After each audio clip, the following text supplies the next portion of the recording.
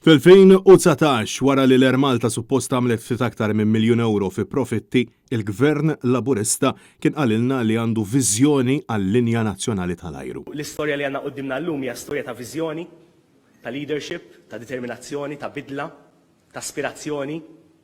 Hija storja li tirrifletti il-karatteristiċi tal-Gvern ta' Joseph Muscat. Dak iż-żmien, il-Ministru ta' Turiżmu Konrad Mizzi kien għamel ħiltu kollha sabiex il-poplu jemmen illi l-Air Malta kienet qabdet it-triq tas-suċċess iżda illum kulħadd huwa konxju illi l-pjan tiegħu tal-Amministrazzjoni Laburista kien falla qabel biżbeda.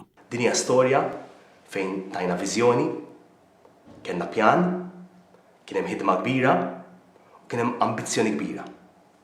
U meta dan l-affarijiet jiġu kollha flimkien, jiġu r-riżultati. Dak iż-żmien, l-eks Ministru Konrad Mizzi kien sansitra insista illi taħt il-Labor l-Air Malta kienet settir lejn l-Indja u l-Istati Uniti. Jiena qed noħlom li l-Air Malta tkun parti minn hub globali li twassalna minn Mumbai sa New York, minn JFK sa Ġerusalemm. Jiena noħlom li nara l-ajruplan tagħna tal-Air Malta fuq ir-runway ġewwa JFK Airport ġewwa New York. U fuq wara tal-ajruplan ikun hemm iva l-emblema ta' Malta. Dan huwa possibbli.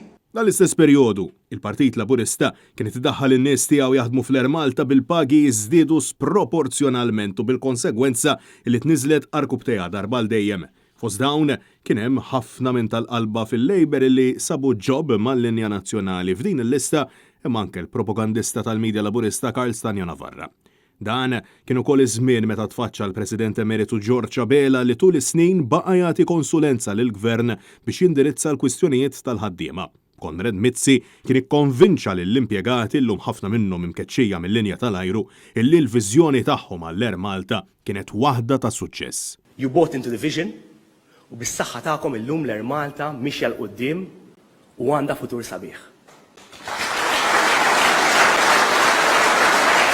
Issa, wara dan il-ftaħir kollu, l-aħħar 300 ħaddiem li għadhom impjegati mal-Air Malta ukoll għandhom il-futur tagħhom f'inċertezza kbira.